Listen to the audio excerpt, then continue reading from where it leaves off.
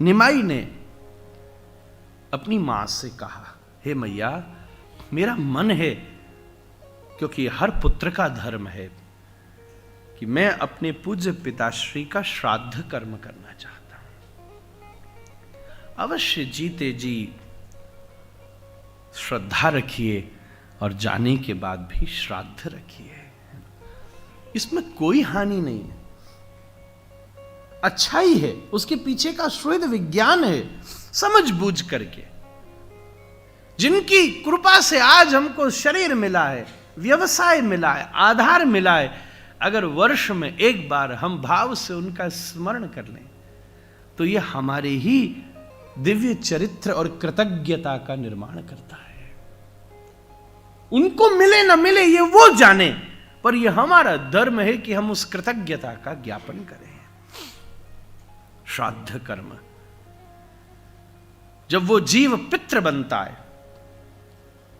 ये शरीर तो पंचतत्व में विलीन हो जाता है, ध्यान से सुनिएगा ये बात।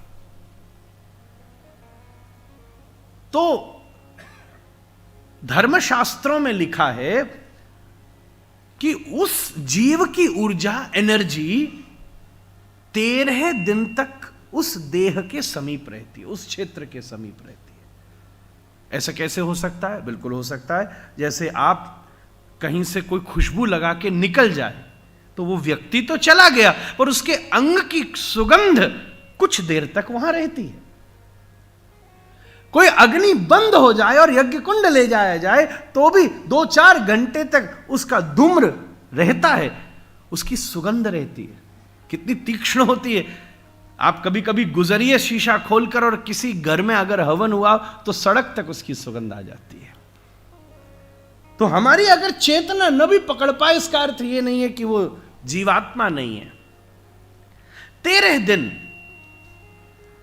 तक उसका वो जीव तत्व वहीं होता है। ये 3 अलग अलग चीजें हैं, बहुत ध्यान से समझने का विषय, आपका उपयोगी विषय, इसलिए मैं लगे हाथ कह दे रहा हूं। आत्मा शब्द भिन्न है, जीव शब्द भिन्न है। बोलकर हम जीवात्मा कह देते हैं। आत्मा परमात्मा का साक्षात अंश है। आत्मा वैसे ही है जैसे आकाश है।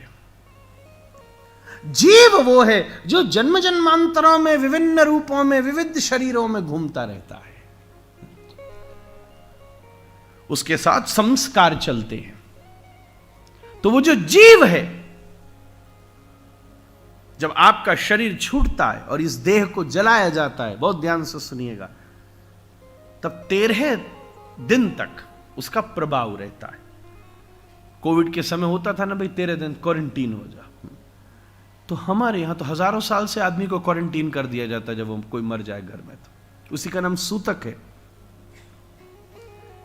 जैसे क्वारंटीन की पद्धति थी कि साथ नहीं खाना, छूना नहीं, अलग सोना, अगर विधिवत वैदिक उपक्रम किया जाए तो किसी के देहांत के पश्चात 13 दिन तक वैसा ही अभ्यास होता है।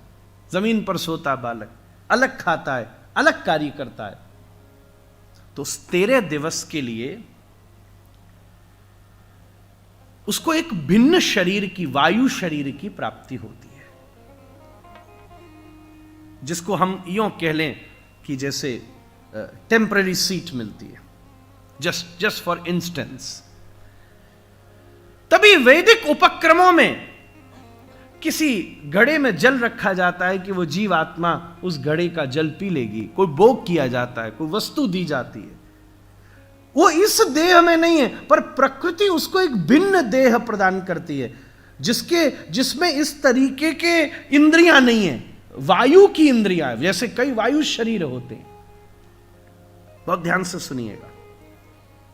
फिर 13 दिन के बाद वो उस देह से मुक्त होकर अपनी जर्नी आगे बढ़ाता है। फिर उसके अपने कर्म, उसके लिए किए गए कर्म, ये सब एक्युमुलेट होते हैं, और फिर आगे वो विभिन्न योनियों में, या तो ऊपर की या नीचे की योनियों में जन्म लेता है। ये वेद का विज्ञान है। This is the theory. होता है नहीं होता 2 मिनट छोड़ो, पर थ्योरी ये है कि ऐसा होता है। जैसे आप अमेरिका जाओ, और लैंड करो भैया। तो जब तक आपने इमिग्रेशन क्रॉस नहीं किया तब तक आप ये नहीं कह सकते कि मैं अमेरिका में हूं। बस इससे सरल और क्या समझाऊं। उतरने के बाद वो जो बीच का स्थान है, न यहां के न वहां के, वो फेस किसी भी जीवात्मा के बाद 13 दिन का होता है। 13 दिन के बाद उसका इमिग्रेशन होता है उसके कर्म के अनुसार। तो ऐसा भी हो जाता है कि भाई बैठा बैठा धर्मराज स्टंप लगा के एंट्री दे देता है, most welcome to the haven.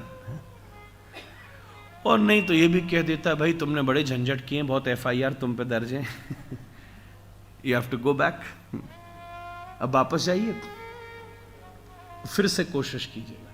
कई कई तो ऐसे भी हो जाते मोहता साहब, ब्लैक लिस्टेड ही हो गए कई सारे। इस विज्ञान से समझिएगा। तो वो जो 13 दिन के लिए शरीर की प्राप्ति होती है वो पितृलोक में रहती है। वो जीव तो नहीं बचा, जीव की जर्नी तो आगे बढ़ गई, वो तो कुछ और बनकर पैदा हो गया। पर वो 13 दिवस में जो उसको वायु शरीर मिला था, ये वाला शरीर पंचतत्व में विलीन हो गया, वो वाला शरीर पितृ के रूप में परिणत हो गया।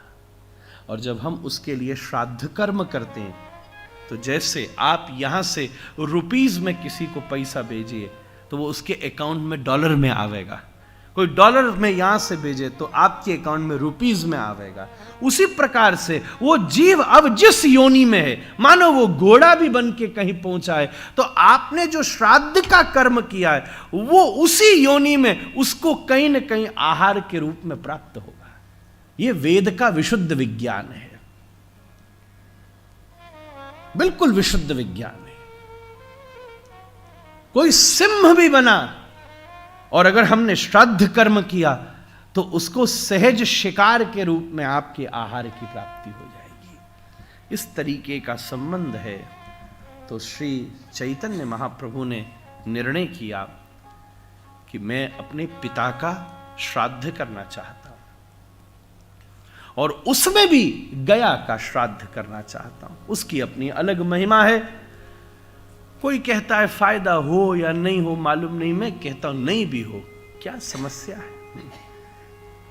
कर लिया तो भी आनंद है। आपकी रुचि न बनती हो तो न करो, कर लिया तो उसका एक अपना अनुभव है। आप अपने आप उस चेतना के साथ संबंध का अनुभव करते हैं। शास्त्रों में गया श्राद्ध का भी एक लंबा उपक्रम लिखा हुआ है। मैं इतनी व्यवस्था का वर्णन तो अभी नहीं कर सकता। अतः कई एक बार यह भी प्रथा है, तो मुझे लगा मैं स्पष्ट कर दूं। ज्यादा हो तो थोड़ा सा कर लो, कोई बात नहीं। तो कई लोग कहते हैं कि गया श्राद्ध के बाद फिर श्राद्ध करने की आवश्यकता नहीं होती। कई ये भी कहते हैं कि जैसे एकादशी का पारायण कर लिया जाए तो उसके बाद एकादशी की आवश्यकता नहीं होती। सबसे बड़ी मुश्किल ये है कि हम लोगों के यहाँ आधे से ज्यादा ज्ञान और धर्म सुनी हुई बातों से लिप्त है, ढका हुआ है। वास्तविक शास्त्रीय ज्ञान का हम अनुमोदन नहीं करते, ऐसा कहीं भी नहीं लिखा है। गया श्राद्ध करने के पश्चात भी हर व्यक्ति को प्रत्येक वर्ष उसकी सामर्थ्य के अनुसार श्राद्ध कर्म करना चाहिए और विधिवत करना चाहिए।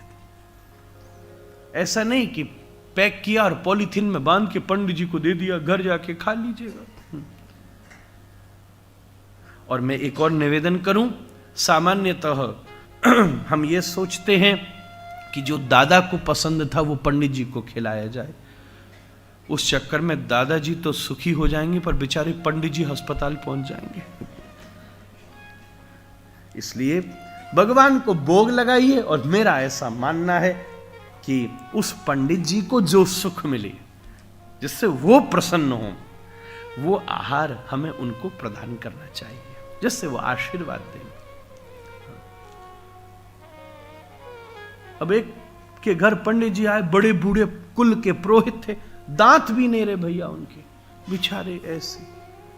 और उसी समय बहू ले आई, मेरे पिताजी को तो कचौड़ी बहुत पसंद थी, पंडित जी आपको कचौड़ी खानी ही पड़ेगी। पंडित जी ने मुंह में रख के कचौड़ी दबाई, मुंह ऊपर किया, दांत अंदर ही रह गए कचौड़ी में, कचौड़ी भी नहीं टूटी। मैं बोला ऐसा जुर्म मत करो पंडित जी, इनके आगे पता नहीं कौन बालक इनका श्राद्ध करेगा। तो मैं ये सोचता था कलकत्ता के कोई पंडित जी हो जो सब सेठ जी के यहाँ श्राद्ध खाने जाते हो, कहीं मलाई मिलती होगी, कहीं रबड़ी मिलती होगी, कहीं रसगुल्ला मिलता होगा, जो उनका श्राद्ध होगा तो उनका बेटा तो बेचारा मर जाएगा फिर। बोले ये तो पूरे कलकत्ता की मालपुआ रबड़ी और मिष्टी दही खाए हुए हैं। गया श्राद्ध का एक पूरा शास्त्रों में वर्णन है किस प्रकार से प्रयाग से हम लोगों को यात्रा शुरू करनी चाहिए। सबसे पहला स्नान प्रयाग में होता और फिर एक क्रम है, ऐसे करते हुए गया श्राद्ध का कृत्य होता है। 15 दिन 16 दिन लगभग वो वर्ष में श्राद्ध के दिवस आते हैं, अपनी अपनी तिथि के अनुसार अपने अपने आचार्य अपने घर के बड़ों का स्मरण कर लेना चाहिए, और दुनिया की हर सभ्यता में इसका विधान है। मैं अमेरिका में था एक बार, वहां हेलोवीन सेलिब्रेट कर रहे थे, गॉड द होली स्पिरिट। तो विश्व में जितने भी दर्शन है और धर्म है, उन्होंने इस संवेदना को गहराई से अनुभव किया। इसका मतलब कोई ना कोई तो उसमें सत्य है।